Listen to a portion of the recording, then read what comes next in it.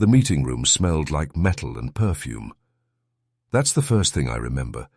Not the financial figures printed in blue ink on the presentation handouts, not the polished walnut table that stretched longer than necessary, not even the view of the river slicing through the industrial district outside the floor-to-ceiling glass. No, I remember her perfume. She always wore the same one, a scent that reminded me heartbreakingly of my mother, sweet powdered magnolia and something darker underneath. As a kid, I used to press my face into my mother's shoulder and think safety had a smell. I suppose that's why I married her. I mistook familiarity for safety. Or maybe I just wanted to believe I could find it again in someone else. She sat across from me at the boardroom table that morning. Flawless. Not in the magazine cover artificial way. No, her perfection was curated, the kind that came with strategy. She wore a cream blouse that kissed the line of her collarbone, a pencil skirt she knew would catch the eye without betraying dignity, and a necklace I'd bought her 2 years ago on our anniversary. A small opal set in silver. She hadn't worn it in months. I should have asked why she chose to that day. But I didn't ask anything that morning. I just watched. The Chinese client sat at the head of the table, flanked by my boss and his translator, though the translator was really there for show. Mr. Jian didn't need help understanding English. He needed help pretending not to. He was the kind of man who smiled with his lips, but never his eyes. Wealthy, measured, predatory. I'd dealt with his type before, back when I lived in Beijing for 5 years after college. That's something people at the office never knew. They assumed I was just another suit who married up. What they didn't know was that my mother, rest her soul, was Han Chinese, or that Mandarin was the first lay. Language I whispered to myself in the dark when I couldn't sleep. I kept that card close to my chest. You learn to do that when people underestimate you. The meeting began like any other. Graphs, growth projections, artificial nods of approval. My wife presented the expansion report with a confidence that both dazzled and chilled me. I'd helped her rehearse those slides the night before. She stood now like a stranger, owned by the moment, polished and powerful. Jian leaned forward as she spoke, pretending to scan the report, while his gaze kept returning to her legs, her lips, the line of her neck. I saw it. So did my boss. And then it happened. Jian turned toward him and muttered something in Mandarin. The translator hesitated, but Jian waved him off like a fly.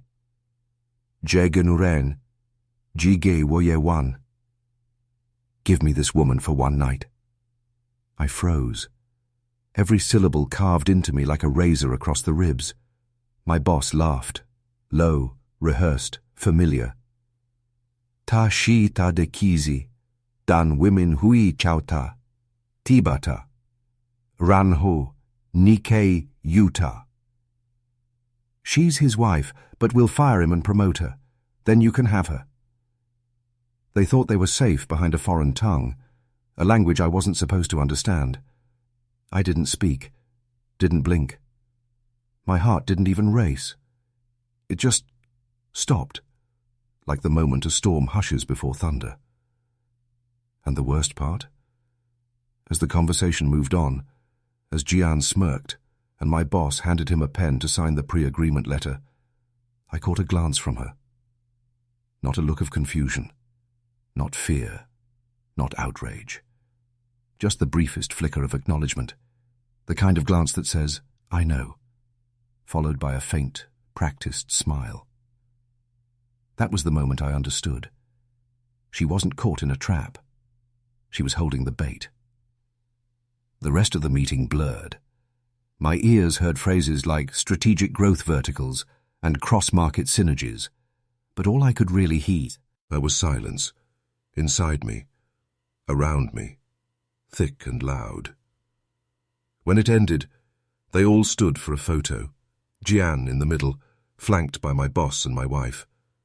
I took it. The flash lit up their faces. Hers looked radiant. Mine felt numb. As we filed out, my boss clapped me on the back like we were old friends returning from war. Good work today, he said. You've always been a team player. I nodded, walked past the elevator and straight into the stairwell. The door slammed behind me with a metallic thud that echoed 6 stories down. I gripped the railing so hard my knuckles went white. On my left hand, the wedding ring she'd placed there 7 years ago felt like it was cutting off my circulation. I twisted it once, then twice, and then I let go of the railing and started to walk. Not away. Not yet. But something inside me had shifted, quietly, permanently. Because betrayal doesn't always scream when it enters the room. Sometimes it walks in wearing your favorite perfume, sits across the table from you and smiles. It's strange what you remember after everything falls apart. Not the shouting, not the final silence, but the scent she wore the day you first met. That same powdered magnolia, with the hidden bitterness underneath, like spring blooming over a grave. I met her at a tech expo in Chicago 6 years ago. She was wearing a blazer 2 sizes too big and scribbling notes like a grad student afraid she'd missed something world-changing. Her badge was crooked, and her lanyard had "intern" printed in red. I was there on behalf of the company, giving a dull presentation on data flow in manufacturing logistics, something I'd memorized without caring much about. She asked the only meaningful question during the QA. Something about efficiency models and human labor. I don't even remember my answer. I just remember her eyes, sharp, amber, and entirely unafraid. Afterwards, I found her standing alone by the vending machines. We talked about how badly the coffee tasted. She laughed, said she only came for the free pens and maybe a job offer. She smelled like rain and old books. She smiled like someone who hadn't been taught to hide it yet. I asked her to dinner that night, and just like that, the story began. We started from nothing. Shared a 1-bedroom apartment with peeling paint and a heater that sounded like a dying animal every winter. I remember the way we used to eat Thai takeout on the floor, drinking cheap wine out of coffee mugs. She'd stretch her legs across mine and talk about everything she wanted, respect, a title, to walk into a room and have people listen. I believed in her, not just in the way men say they do. I invested in her. I gave her my nights, my weekends, my strength. I helped her practice for interviews, edited her resumes, sat through mock presentations, even when my eyes burned from work. She used to cry when she got rejected, collapse into me like the world had been cruel again. I held her every time, said she was brilliant, said her time would come. And when I got promoted at my job, and they offered me a position in a different city, I turned it down because she was finally getting interviews here, and I didn't want to make her choose. Loyalty, I thought then, was the foundation of love. I didn't realize it was also a currency, one some people are happy to spend, but never repay. PPG Industries hired her 2 years after we met. She was glowing that day, said she finally felt seen. I bought her a bouquet of lilies and left a note in her bag. You were always meant to shine. Just don't forget where your roots are. She smiled when she read it, kissed me slow and deep, said I was her anchor. I wish I'd realized then that an anchor can also become a weight. It started subtly. She became quieter at home, distracted. Her eyes were always scanning something else, emails, schedules, notifications. She started wearing new clothes, sharper, more fitted. I noticed the perfume too. Stronger, colder. The soft notes of magnolia, overpowered by something more synthetic. One night, I got in her car to grab my phone charger and paused. The cologne hit me like a slap, not mine. Something musky, expensive, lingering too long in the passenger seat. She said a coworker had gotten in to grab documents on the way to a meeting. She laughed it off, said I was being sensitive. I believed her. Because when you love someone, suspicion feels like betrayal. She started working late. A lot. At first I cooked dinner and waited. Lit candles, tried to keep things warm. She'd come in tired, say she'd already eaten, that her head hurt, that she had to be up early. The dinners turned into leftovers, the leftovers into nothing. The space between us widened, inch by quiet inch. She used to text me every night. "Sweet dreams, you." One evening, I realized she hadn't texted in weeks. I stared at my phone longer than I want to admit.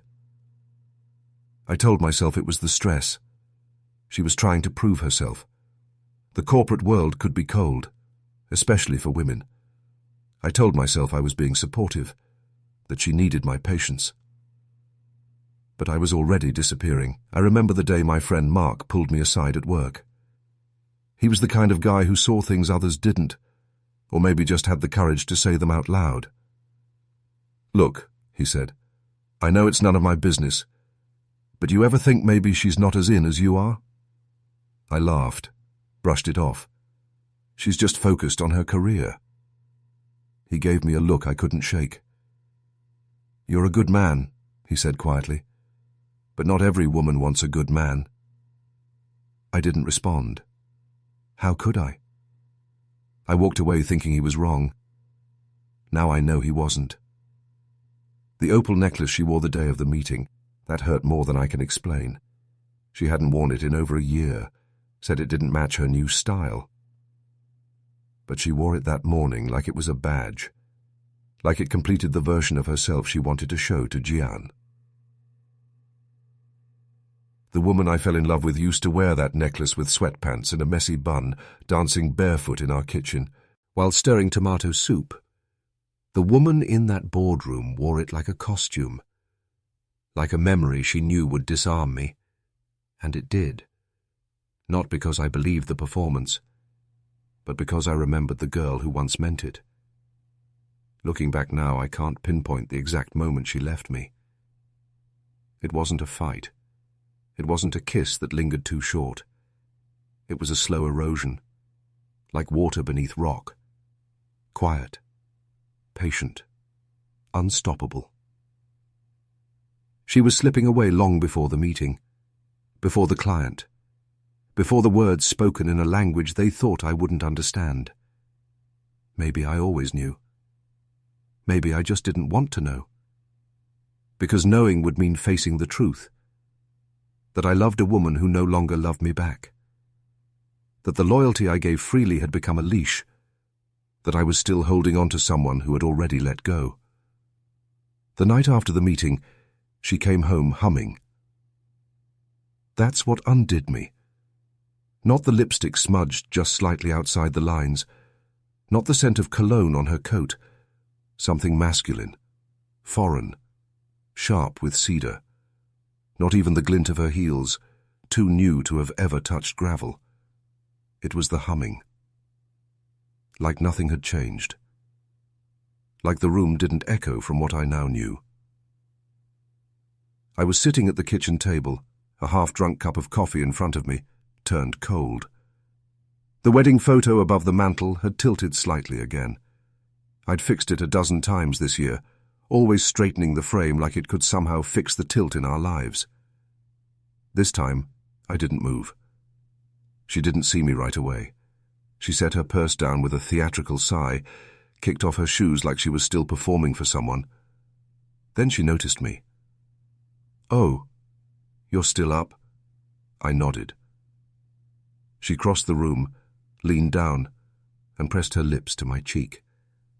The contact felt rehearsed, like a motion she'd memorized but long since stopped meaning. "Long day," I uttered, scared. She smiled, but her eyes flicked away. "Exhausting. That client's a handful." I watched her, really watched her. The way she unpinned her hair and shook it loose. The way her fingers danced over her phone screen without a word of explanation. The way she avoided my gaze when I asked, "Did anything weird happen at the meeting?" She paused for half a second, just enough, then shook her head. "Not really. Why?" I shrugged. just seemed intense. She nodded and disappeared into the bathroom. The shower turned on a moment later, hissing like a snake between the walls. I sat in silence, staring at the crooked frame again. That's when the weight of the lie settled on me. Not just hers, mine too. The lie I told myself every day. That she was still mine. That we were still us. That the woman I loved still lived inside her somewhere. That night, I didn't sleep beside her. She came out in a robe, hair damp, cheeks flushed from the heat. I told her I was crashing on the couch, claimed my back hurt. She didn't question it, just nodded, said okay, and disappeared into the bedroom without another word. The click of the door felt like a verdict. I lay on the couch with my eyes open until the grey light of dawn, and then I began. The next few days, I moved like a ghost, silent, controlled, every action exact, every smile calculated. At work, I kept my head down, made small talk, waited for moments when her laptop was unattended, slipped in a flash drive, just for a few minutes, long enough to copy what I needed. At home, I played the role of supportive husband again. I brought her coffee. I folded her laundry. I listened to her meetings from the hallway, memorized the names she mentioned too often, laughed at the idea that the man who'd once read her poetry now needed a USB stick to learn who she'd become. It wasn't long before the pieces began to fall into place. A second phone bill in her name, hidden emails on a private Gmail account, hotel check-ins labelled client entertainment, charges for silk ties she never gifted me, wine I never tasted, jewellery I never saw. And then, one night, while searching an old folder she'd forgotten to clear from her cloud backup, I found an audio file. It was low quality, recorded in the back seat of a car. But her laugh was clear, carefree, young, a version of her that hadn't existed with me for years. The voice that followed was Jian's. He said something in Mandarin I won't repeat here. She laughed again, and then she said, "He's useful. For now." That line didn't just break me, it killed something in me. Not because it was cruel, but because it was true. I didn't scream, didn't rage. I went to the kitchen, made a cup of tea, let the steam rise in slow spirals, held it in both hands like it was the only warmth I could count on. The opal necklace she wore to the meeting lay discarded on the counter. She'd tossed it there the night before like it meant nothing. I picked it up, ran my thumb across the stone. It caught the light in the same way her eyes used to when she still looked at me like I mattered. I put it in my drawer under a stack of old tax documents. I couldn't throw it away, not yet. It was part of the story now. Everything was. That night, I lay on the couch again. The ceiling stared back, flat and unmoving. The photo frame above the mantel was still crooked. I didn't fix it. Instead, I got up and pulled the wedding album off the shelf, sat down in the dark and flipped through the pages. The vows we wrote, the honeymoon in Kyoto, her barefoot in a summer dress.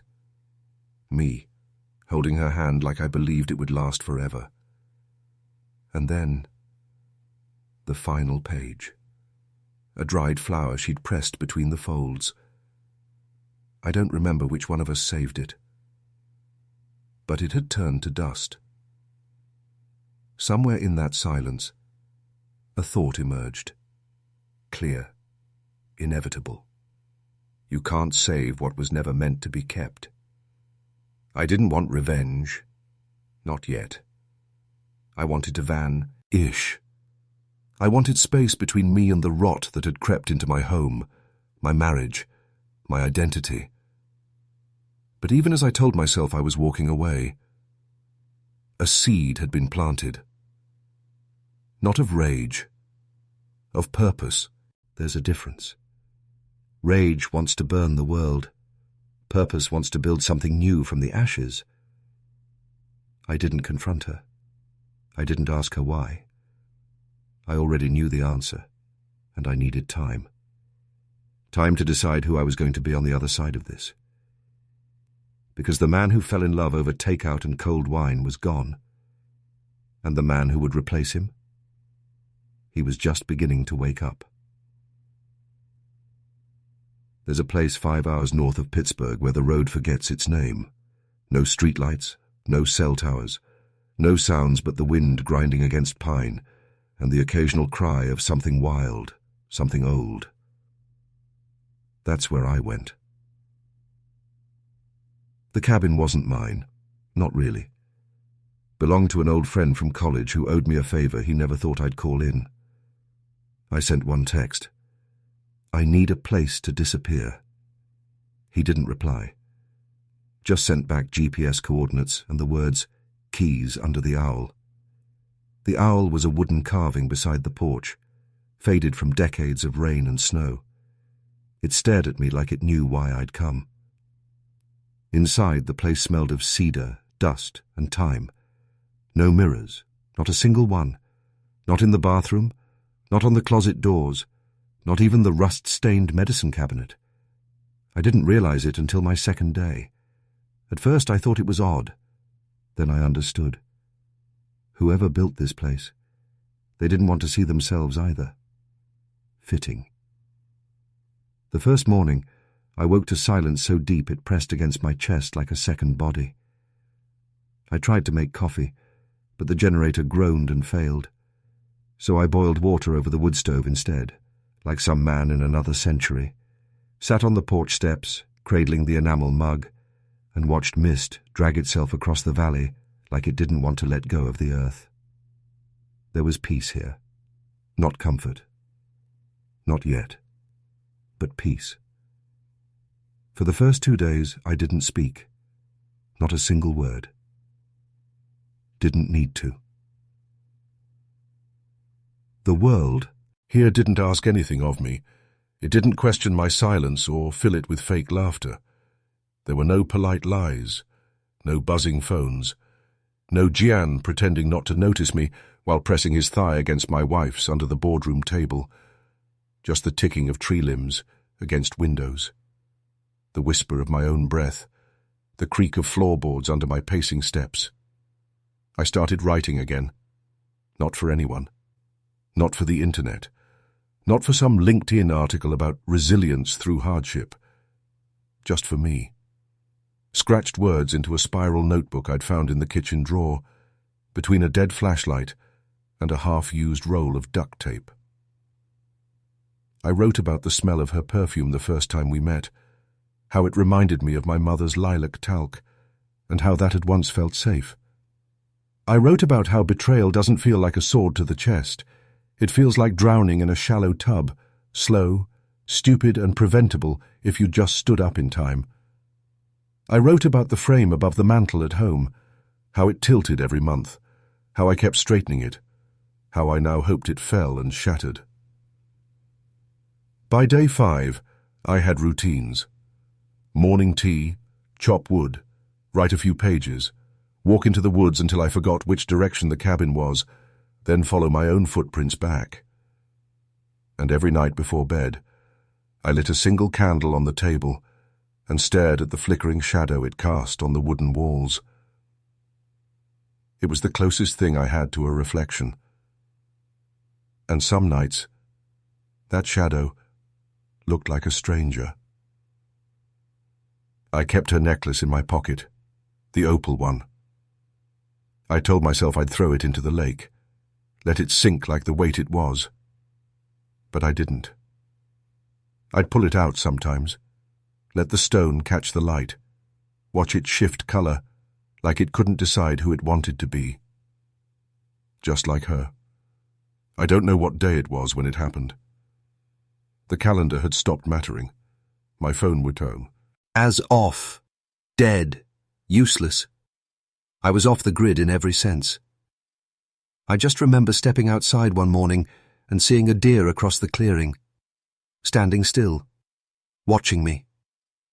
Its coat was mottled, old, one ear notched like it had survived something. I didn't move.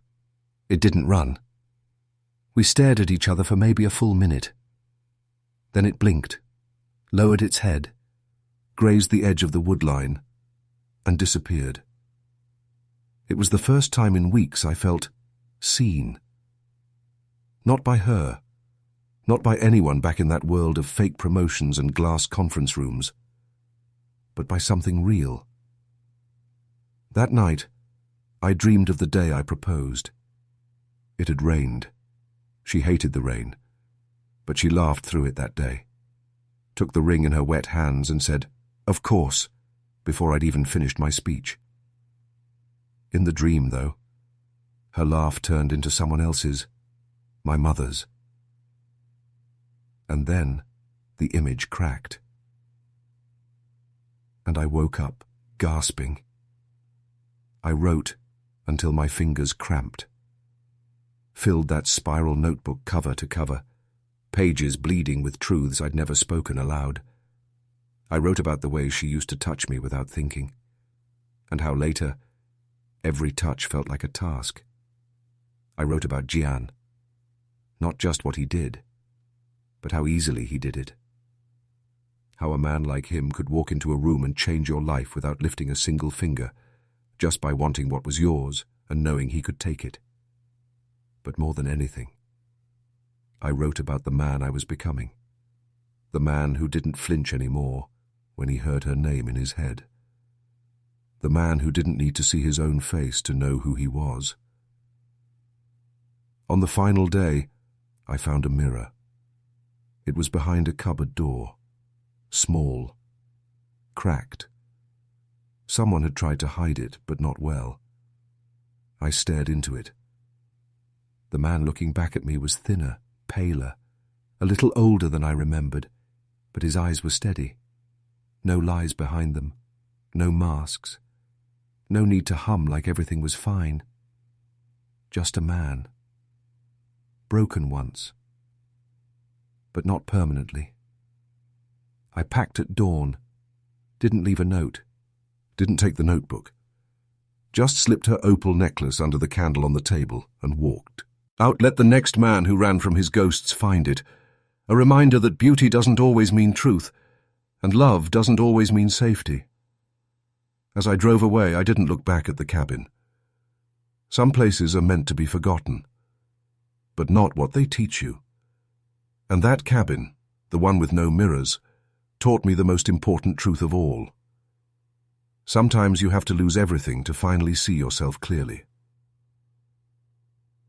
I didn't return to mirrors right away. I returned to my mind.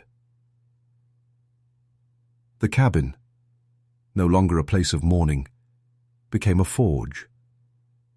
The silence that had once punished me now felt like permission to think, to feel, to rebuild.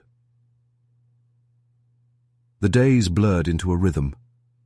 Chop wood, boil rice, read books on my porch under fading sunlight. Write in the back pages of a journal I once bought in Shanghai, now repurposed to track every pattern, every behavior, every betrayal from that office, from her, from them. Each night, I returned to the same page I had scribbled on after the day I left the city. A man's silence isn't his weakness, it's his recalibration. I'd begun calling my old self Version 1. Version 1 was loyal to a fault, honest to liars, trusting in storms. He loved his wife without guardrails, and gave his loyalty to a company that saw him as replaceable inventory. Version 1 believed love was enough, that integrity could shield you from cruelty. But he had died somewhere between the Chinese client's smirk and my boss's casual betrayal. Version 2 learned the language of detachment. I stopped looking at my wedding ring. It stayed in the drawer now, curled like a dead insect. My cologne bottle remained sealed. The scent of sandalwood no longer belonged to memories. It would belong to reinvention. And the old watch, my father's, ticked slower now, Or maybe I just noticed the seconds more. Each tick was a lesson. Time isn't a healer. It's a mirror. And you either face it or waste it. There was a moment, a real turning point, on the 43rd day in that cabin. I was boiling water for tea when I caught my own reflection in the kettle. Not a full face, just a distorted version of myself. Worn, raw, but not defeated. And for the first time, I didn't look away. I started standing straighter, started working on my body. Push-ups beside the wood stove, running the forest trails. I started to rewire my brain piece by piece. I listened to audiobooks on strategy and deception, not because I wanted revenge, yet, but because I needed to understand the architecture of betrayal. What kind of man trades loyalty for leverage? What kind of woman accepts elevation purchased with her husband's dignity? What kind of system allows that? Then came the envelope. Mailed from a friend still at PPG Industries. No return address. Just a yellowing manila pouch and a note. You were right to leave, but you deserve to know what they're doing now. Inside were internal emails, memos, expense reports, meeting transcriptions, enough to make my stomach knot. They had used me as the fall guy, claimed I'd become mentally unstable, told HR I had lashed out in meetings. She, the woman I married, wrote a sworn statement saying I was struggling with severe emotional disturbances that made the workplace unsafe. She signed her name in ink I could recognize with my eyes closed. That was the moment I stopped grieving. The next 2 weeks were a war room of one. I compiled a dossier, dates, names, statements, scans, photos. I even went back to a city cafe near the PPG office, met with a former assistant in disguise. She'd been let go too, downsizing. She had stories, documents. I paid for her tea. She gave me a USB stick with footage from the office's internal server. Surveillance, audio files, enough to burn the place down. It wasn't just about me anymore. They had built a system around transactional exploitation. Male clients, female employees, promotions whispered into drinks at hotel lounges. The company was rotten through. But I didn't and to take them down in fury. Fury is noisy, easy to discredit. I wanted silence, precision, poetic justice. There was one more thing I needed. My mother. Not for comfort, not for approval, but to ask her why she never told me how quiet revenge could be. We met in a tea house 2 towns over. She wore a jade ring, same one she wore in the old photos. Her eyes were sharp, like mine. I told her everything, about the client, about what I heard, about what I didn't say. She didn't gasp. She nodded. In our culture, she said, pouring tea, revenge isn't always anger. Sometimes it's simply balance restored.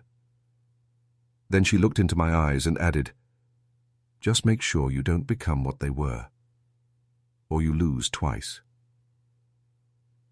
That night, back in the cabin, I wrote one sentence in the journal. The man I used to be died with dignity. The man I choose to become lives with fire. I closed the book, packed a bag, and stared into the cold black window where my reflection finally looked back at me, steady. The cabin had no mirrors, but now I no longer needed one to know who I was. Tomorrow, I would return. Not for her, not for apologies, not even for justice. I would return, because sometimes the only way to heal is to walk back through the fire, carrying the water you've learned to collect. I parked across from the building like I had so many times before, only this time I wasn't carrying a laptop bag or a lunch she packed with a sticky note inside. I carried something else entirely. The engine ticked as it cooled. Rain tapped the windshield, slow and deliberate. The wipers moved once and stopped, just enough to show me my reflection in the rearview mirror. I used to flinch from mirrors. Not today. There was a face in the glass, one I recognized, finally. Mine, not his, not the one they molded. The man I used to be would have kept driving, but he's gone now. I got out. The wind greeted me with a low moan as I stepped onto the sidewalk.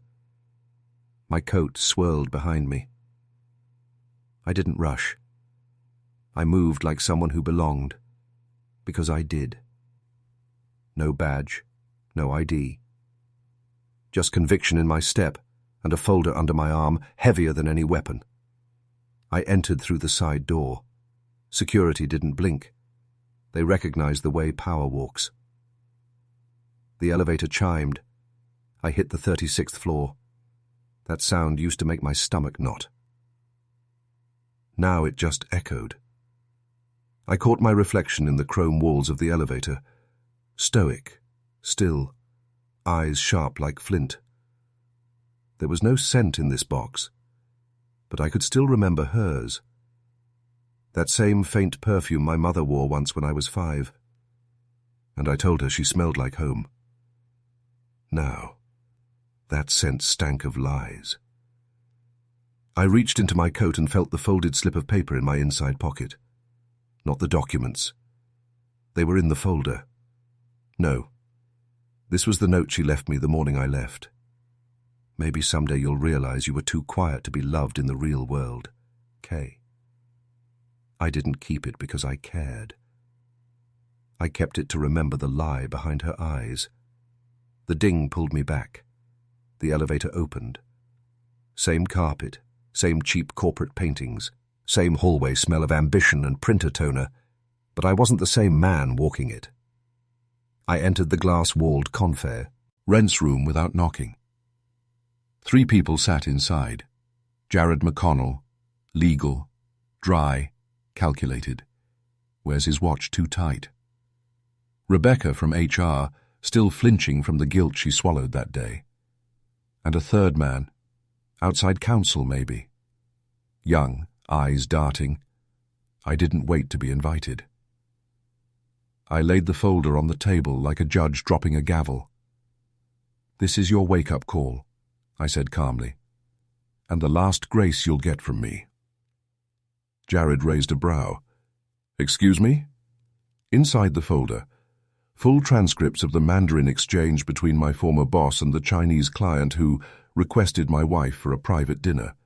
Translations notarized by a federal interpreter. A forensic email trail showing my termination had been discussed before the supposed misconduct. Audio of my wife's trembling voice whispering to a friend, "He was supposed to be fired. How did he know what we said?" And cherry on top, video footage from a private investigator showing the meeting days before I was let go. Jared started flipping through. Rebecca paled. I pulled out a second sheet. Notarized notice of intent to sue for wrongful termination, emotional damages, defamation, and conspiracy. I leaned in. "Your house is made of glass, and I just brought rocks." They didn't speak. Silence was a language here, but I could see it. Fear. It crept behind Jared's eyes like a rat realizing the trap had already been sprung. I didn't come here to scream. I didn't come to break windows. I came to show them my face. The face of a man who survived what they built to break him, and I wasn't done. "There's more," I said, "but it depends on whether you want this story to end in court or in headlines." Rebecca swallowed hard. "What do you want?" There it was, the shift, from arrogance to negotiation. I paused, then I said it. An apology, in writing, to my name. Full public retraction of the Shanghai. A termination, 3 years severance, and I want my name removed from all internal disciplinary records. I'll sign an NDA after. They exchanged glances. Jared tried to recover. "We'll need time to review." "You have 2 days," I said, walking to the window, "because on the 3rd, it goes to the press." Outside, the clouds were breaking. The sun didn't shine, but the light had changed, like someone flipped a switch behind the sky. I turned back to them. "Your mistake wasn't firing me," I said. "It was thinking I wouldn't understand the language of wolves." I left the room with the same slow steps. I didn't look back. I drove past the house we used to share. There was a new car in the driveway, not mine. Curtains drawn, porch light off. But I knew she was inside. She'd heard by now. Maybe not the details, but the rumble. The one you feel in your ribs before a storm breaks. I didn't stop. Didn't leave a note. Didn't need to. Because there's a truth more satisfying than revenge. Being unrecognizable to the people who once knew exactly how to hurt you. I drove further, out past the city, past the suburbs, until the skyline shrank behind me like a memory I didn't need anymore. And in that silence I rolled down the window. The air hit my face, clean, cold, real. No more mirrors. No more perfume. No more lies behind familiar eyes. Just me. A man who came back. And this time, left nothing behind. Not even fear.